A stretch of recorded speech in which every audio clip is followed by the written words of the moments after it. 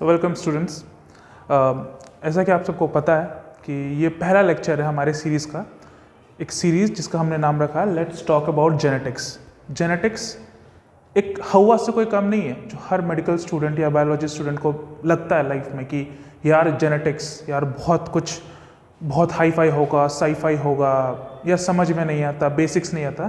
तो ये जो पूरी सीरीज़ है हमारी इसी को डील करेगा, जहाँ हम जेनेटिक्स को बेसिक से जानेंगे और एकदम मेंटल लेवल का जेनेटिक्स समझेंगे। ठीक है, तो इससे पहले कि हम जेनेटिक्स को समझे हमको समझना पड़ेगा ये जेनेटिक्स है क्या, मतलब आम बोलचाल भाषा में जेनेटिक्स है क्या, हमें क्या बताया गया और असलियत में जेनेटिक्स क्या है। जब भी बात जेनेटिक्स की आती है बॉलीवुड या किसी भी हॉलीवुड मूवी ने हमें जेनेटिक्स में क्या दिखाया, बड़े बड़े स्क्रीन जिसमें डीएनए के ऐसे पिक्चर्स घूम रहे हो, ये वो जेनेटिक फिंगरप्रिंटिंग एंड ऑल। ठीक है, these are all parts of genetics, but these are not the only part of genetics. Genetics की शुरुआत अगर हम तुमसे बात करें या आपसे बात करें तो वो बहुत बेसिक बचपन में ही हमारा हो जाता, पर हमें कोई बताता नहीं है कि yes this is genetics is all about. याद करो, जब घर में तुम्हारे बच्चा होता है, किसी भैया भाभी का बच्चा हुआ, तो क्या होता है सबसे पहले, यार इसकी आंख जो है ना इसके पिताजी की तरह दिख रही है, अरे नहीं, कहीं से बुआ आएगी बोलेगी नहीं इसका नाक देखो माँ की तरह है। तो कभी गौर करना वो क्या कर रहे हैं, वो एक तरह से रिजेम्बलेंस बैठाने की कोशिश कर रहे हैं बच्चे की माँ से और बाप से। ये क्या था, कभी सोचा? हम लोग हमेशा क्या कह रहे हैं, ये बकवास बात करें, नहीं, दिस इज जेनेटिक्स ये जेनेटिक्स ही है जिसमें हम डिटरमाइन करने की कोशिश रहे हैं कि कैरेक्टर्स ट्रांसमिट हुआ। अगर तुम उसको गौर से फरमा के देखो तो उसमें बोल क्या रहा है कि कुछ तो ऐसा था जो मदर और फादर से ट्रांसमिट हुआ बच्चे में, और जिससे कि ये कैरेक्टर्स उसमें भी दिख रहे हैं। तो ये क्या है, जेनेटिक्स नहीं है तो दिस इज ऑल्सो जेनेटिक्स और दिस इज जेनेटिक्स। तो जेनेटिक्स को समझो इस तरह से कि एक बेसिक चीज़ है जो हमारे चारों तरफ हमको दिखता है पर हम समझ नहीं पाते। तो ये जो पूरी लेक्चर की सीरीज हमारी होगी हम इसी पे डिटरमाइन करेंगे।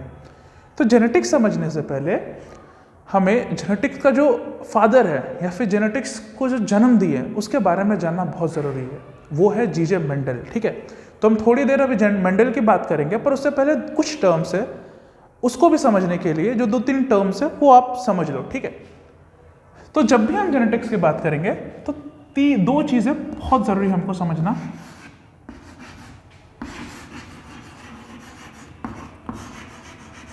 इनहेरिटेंस पहला, दूसरा वेरिएशन। ठीक है, तो ये दोनों टर्म हम लोग को समझना बहुत ज़रूरी है इससे पहले कि हम जेनेटिक्स को एज अ कॉम्प्लेक्स थिंग के रूप में समझे। ठीक है, तो देखते हैं, सपोज ये पेरेंट है और ये इसका छोटा सा बेटा, इससे जो कैरेक्टर्स इसमें ट्रांसमिट हुए दिस इज इनहेरिटेंस। इनहेरिटेंस क्या है? The characters which got transmitted from parent to the children or to the offspring is inheritance. दूसरा टर्म हमने क्या बोला? वेरिएशन। अब कैरेक्टर में क्या है?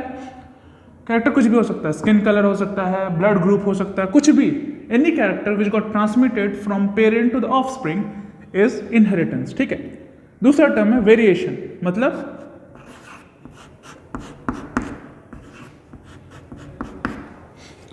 सपोज पेरेंट के ब्लड ग्रुप है ए, ठीक है, पापा का ब्लड ग्रुप ए है, मां का ब्लड ग्रुप बी है, बट बच्चे का ब्लड ग्रुप क्या आ गया? O. So the degree of differences in character between parent and offspring, फिर से बोल रहे हैं, द डिग्री और the field of difference between parents and offspring regarding a character is what we called variation. अगर इसमें किसी को डाउट है बी ए के साथ ओ कैसे आया तो वेट करो, हम जैसे जैसे कोर्सेज आगे बढ़ाएंगे तो उस पर भी एक लेक्चर है जिसमें हम तुमको ब्लड ग्रुपिंग भी पूरा समझाएंगे। पर अभी बेसिक्स इतना समझो, इनहेरिटेंस क्या हुआ? कैरेक्टर्स का ट्रांसमिशन फादर से या पेरेंट से ऑफस्प्रिंग में। वेरिएशन क्या हुआ? डिग्री ऑफ वेरिएशन, कितना डिफरेंस आया कैरेक्टर्स के ट्रांसमिशन के बाद फादर्स में और चिल्ड्रंस में। ठीक है, तो इसी से एक टर्म याद आता है, ये एक फ्रेज है जो कि आप सबने सुना होगा, लाइक बिगेट्स लाइक, जैसे को तैसा। मतलब एक इंसान का बच्चा हमेशा इंसान की तरह ही दिखता है, एक हाथी का बच्चा हमेशा हाथी की तरह दिखता है। सेम वो किसके वजह हो रहा है? Due to inheritance of characters. This is what inheritance is talking about. But जब हम ह्यूमन की बात करेंगे तो ये टर्म जो है थोड़ा बदल जाता है। वो क्या होता है? Like begets like yet differences. बोलने का मतलब क्या हुआ? जैसे कि आपके पास भी 2 कान होंगे, आपके पिताश्री के पास भी 2 कान होंगे, ठीक है? आपके पास, मान लीजिए आपके पास भी सिर पे बाल है, आपके पिताजी के पास भी सिर के पास बाल है, पर क्या पूरी तरह से सेम है? हो सकता है आपके पिताजी के पास कर्ली बाल होंगे, आपके पास स्ट्रेट बाल है। बोलने का मतलब क्या है कि हमारा जो बेसिक पैटर्न है दिखने का वो सेम है, बट येट हमें बहुत सारे वेरिएशन दिखते हैं। हम हूबहू कॉपी नहीं है अपने पेरेंट्स के। हमारे उनके कुछ कैरेक्टर्स हमारे अंदर हैं, बट वो चेंजेस हैं। This is due to variation. तो हमको इनहेरिटेंस ऑफ वेरिएशन का मतलब समझ में आ गया, इनहेरिटेंस ऑफ वेरिएशन का इफेक्ट समझ में आ गया जनरेशन वाइज, ठीक है? अगर आपको इतना समझ में आ गया तो अब हम बात करेंगे मेंडल के बारे में। क्यों जरूरी है मेंडल के बारे में बात करना? क्योंकि जो लॉज है, जो बेसिक लॉज है, जो पूरे जेनेटिक्स को गवर्न करते हैं, जो 3 बेसिक लॉज है, वो हमारे मेंडल साहब ने दिया, ठीक है? तो किसी भी, बोलते हैं ना, किसी भी चीज़ को शुरुआत करो तो उसके जो सबसे महत्वपूर्ण व्यक्ति होते हैं हमें उनके बारे में बात करना चाहिए, और यही हमारे मेंडल चच्चा, ठीक है? तो इनकी कहानी बहुत इंटरेस्टिंग है। आप समझिए, ये बिल्कुल हमारे आजकल के नौजवान पीढ़ी की तरह है। बहुत सारे होप्स, एस्पिरेशन, अरे ये कर देंगे, फोड़ देंगे, ये कर देंगे, ठीक है? मेहनत भी किया। बेचारे मैथमेटिक्स में उन्होंने हायर स्टडी ऑब्टेन की, टीचर बनना था भाई साहब को, पर क्या करे, किस्मत साथ ना था तो क्या ही कर ले। तो उन्होंने, जैसे हमारे यहाँ सीटेट वगैरह एग्जाम तो उन्होंने भी दिया, पर वो फेल हो गए, मतलब बाय एनी चांस वो टीचर नहीं बन पाए। अब क्या हुआ? अब जैसे कि हमारा आजकल चला हुआ है, सब मोह माया है। अब देख रहे कुछ हो तो नहीं रहा, सब मोह माया, चलो बन जाते सन्यासी। तो भाई साहब क्या किए? भाई साहब बन गए पादरी, मतलब चर्च में जो प्रीस्ट होता है वो प्रीस्ट बन गए। सब कुछ छोड़ दिया, मोह माया त्याग दिए, बोले कि अब तो हमको जिंदगी से कुछ चाहिए ही नहीं, हमको तो आराम करना, बस जाके भगवान की शरण में आना। पर कीड़ा तो कीड़ा होता है। अब जो साइंस का, मैथ्स का स्टूडेंट है उससे कीड़ा थोड़े निकलने वाला, जुनूने काट रहे थे भाई साहब को। तो एक दिन क्या हुआ कि उनका एक फॉलोअर था बोलो, या फिर उनको जैसे होते हैं ना पंडितों के जो दक्षिणा देते हैं या फिर कुछ, तो उनको कुछ लोग आए, उन्होंने पी के कुछ बीज दिए, मतलब मटर के कुछ बीज दिए। तो पर यहाँ पे एक सवाल है, जो पी मेंडल को दिया गया था, देखो पी भी 2 तरह के पीस होता है जनरली, गार्डन पी और स्वीट पी। तो मेंडल साहब को जो दिया गया था वो था पाइसम सेटाइवम। तो ये याद रखना, क्योंकि ये देखो, ये कहीं पूछा जाएगा कि नहीं जाएगा नहीं पता, बट आपको ये बेसिक्स पता होना चाहिए कि जो इतने हम बात करते हैं जेनेटिकल प्रिंसिपल्स एंड ऑल, जिस प्लांट पे बेस्ड थे, उस प्लांट का साइंटिफिक नेम आपको थोड़ा बहुत आना चाहिए, ठीक है? अभी हम कोई साइंटिफिक नहीं बात करें, नॉर्मल से बात करें, तो कुछ डेफिनेशंस बताया, अब मेंडल साहब की बात कर रहे हैं। तो उनको प्लांट दिया गया पाइसम सेटाइवम, लिख देते हैं, शायद आपको काम आए, शायद क्या काम ही आएगा, पाइसम। और जब भी साइंटिफिक नेम लिखो, एक जनरल सी बात है, बहुत किसी को पता होगी तो बहुत अच्छा बात है, नहीं तो नहीं। फिर से जब भी आप साइंटिफिक नेम लिखो किसी भी ऑर्गेनिज्म का, पहला letter should be capital and the second letter should start from small. Sativum, Pisum sativum, ठीक है? ये वो प्लांट था जिसमें मेंडल साहब ने अपना एक्सपेरिमेंट परफॉर्म किया। अब एक्सपेरिमेंट क्या था, उसमें क्या था, तो वो देखते हैं। तो उससे पहले आपको थोड़ा बहुत और नॉलेज होना चाहिए ब्रीडिंग के बारे में। जनरली जब हम ब्रीडिंग की बात करते हैं, नेचुरल ब्रीडिंग की बात करते हैं, वो होता है how different plants of a species breed और रिप्रोड्यूस्ड और अपना नया जनरेशन बनाते हैं। दिस इज नॉर्मल ब्रीडिंग, ठीक है? बट जब हम ह्यूमंस में घुसते हैं ना, तो हमारा लालच सबसे सर्वोपरि है। हमारे लिए पहले अपना प्रॉफिट है, फिर भाई साहब आपको जो हो रहा है हो, कोई बात नहीं। हमें, हम जब भी करते हैं तो अपने बेनिफिट्स के लिए करते हैं, हमें कुछ स्पेसिफिक रिजल्ट्स चाहिए होते हैं जब भी हम ब्रीडिंग करवा रहे होते हैं। तो हम जिस ब्रीडिंग मेथड का यूज़ करते हैं, या मेंडल साहब ने जिस ब्रीडिंग मेथड का यूज़ किया, दैट वाज आर्टिफिशियल ब्रीडिंग। अब आर्टिफिशियल ब्रीडिंग में हम क्या करते हैं, कंट्रोल्ड ब्रीडिंग भी बोलते हैं। कंट्रोल्ड ब्रीडिंग बोलने का मतलब क्या, जैसे कि देखो और ऐसे कहे तो हमारे सोसाइटी में भी कंट्रोल ब्रीडिंग ही होता है। पता है ये बहुत सरकाज़म है, पर समझो हमारे परिवार में या हमारे समाज में भी जो माँ या बाप है वो हमारे परिवार चूज करते हैं। अगर सपोज कर लो, आप ऐसा आप प्रैक्टिकली मत लो, मतलब लिटरली मत ले लो, बट अगर तुमको हम किसी ब्रीडिंग का रिजल्ट बताते हैं तो तुम्हारे जो पेरेंट्स थे उनको उनके पेरेंट्स ने ही चूज किया था ना कि ये लड़का होगा, ये लड़की होगी, ये दूल्हा होगा, ये दुल्हन होगी, फिर तुम्हारा रिजल्ट आया। सेम उसमें भी हुआ, मेंडल साहब ने चूज किया कि देखो तुम हो गए मेल प्लांट, तुम हो गए फीमेल प्लांट। अब पी के साथ अगर आपको मेल या फीमेल प्लांट बनाना है तो क्या करना था? अगर आपको पता है कि दोनों मेल और फीमेल पार्ट एक ही फ्लावर में लोकेटेड है, जैसे कि फॉर एग्जाम्पल ये देखिए, मेरा डायग्राम बहुत अच्छा नहीं है कि बहुत ही बेकार है आप कह सकते हो, but still I will try, right. Suppose एक बाइसेक्सुअल फ्लावर है, ठीक है, और ये इसका फीमेल पार्ट है, ये इसका मेल पार्ट, राइट। अब अगर नॉर्मल कंडीशन में क्या होगा, इससे पॉलन ग्रेड निकलेगा, भाई साहब यहाँ आ जाएगा, सेल्फ पॉलिनेशन, ठीक है, खत्म कहानी। बट अगर आपको आर्टिफिशियल हाइब्रिडाइजेशन करना है या फिर आर्टिफिशियल ब्रीडिंग करना है तो आप क्या करोगे, एक को फीमेल चूज कर लो, एक को मेल चूज कर लो। मतलब सपोज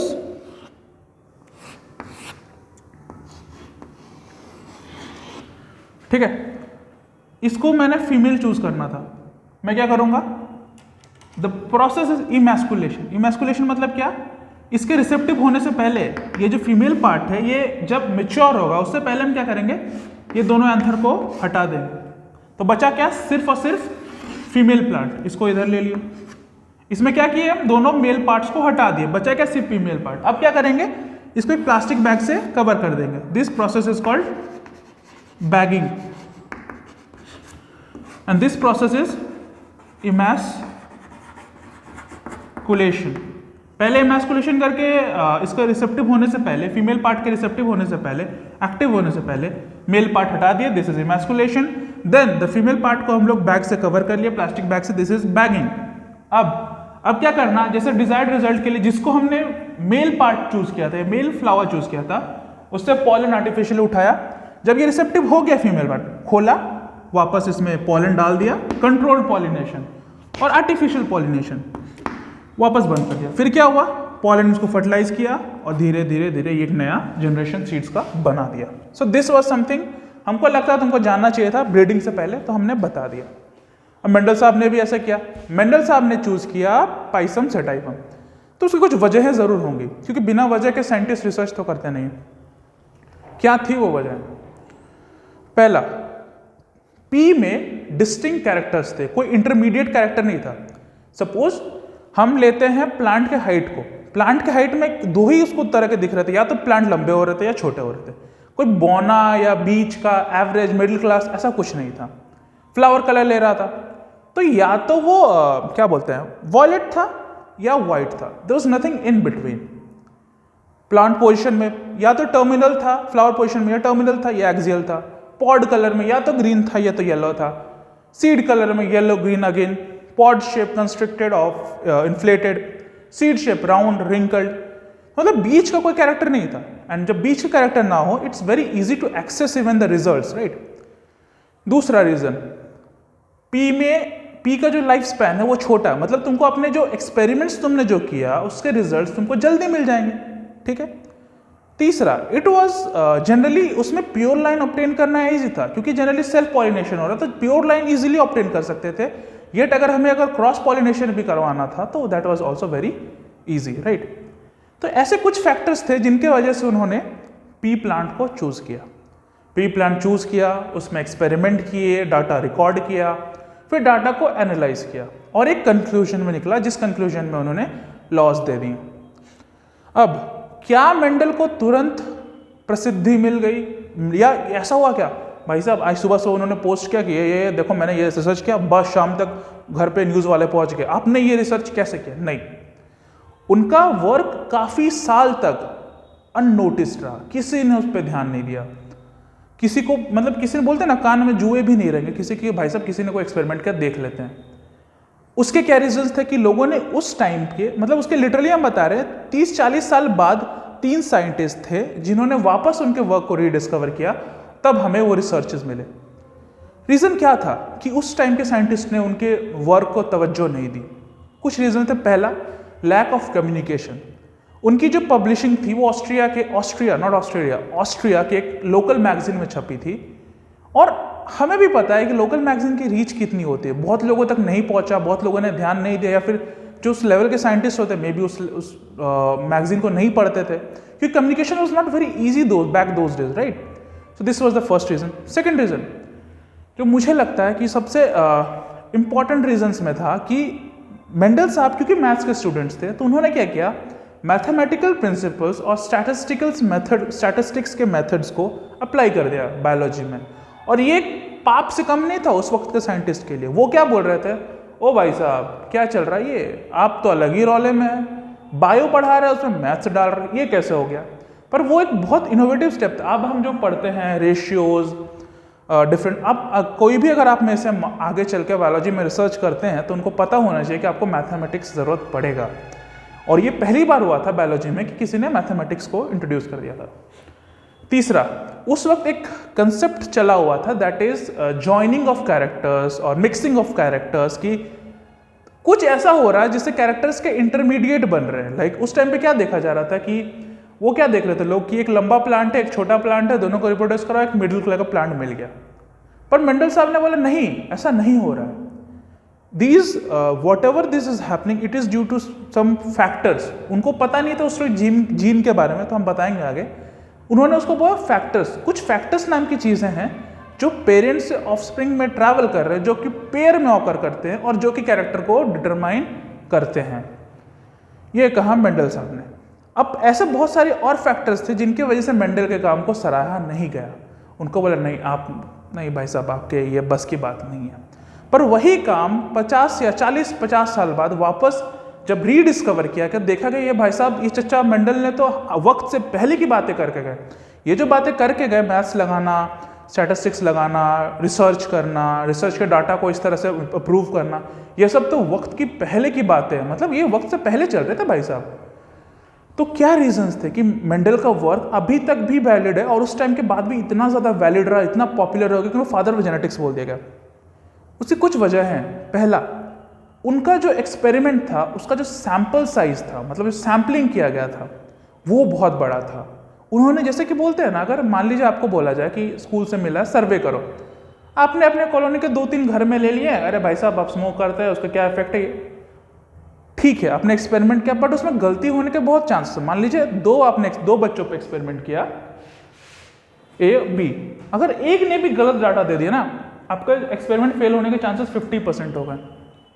वहीं अगर आपने 1000 बच्चों पे एक्सपेरिमेंट किया, एक बच्चे ने भी गलत दिया ना, कितना परसेंट है भाई साहब, 0.1%। क्या हो गया, उनका सैम्पलिंग साइज बहुत ज्यादा था। और इसका एक सेकंड, ये जो उनका बेनिफिट था, ये किसके वजह से हुआ, पी के ही अपना एक फीचर, एक फसल से या एक कटाई से पी के बहुत सारे सीड्स मिल रहे थे।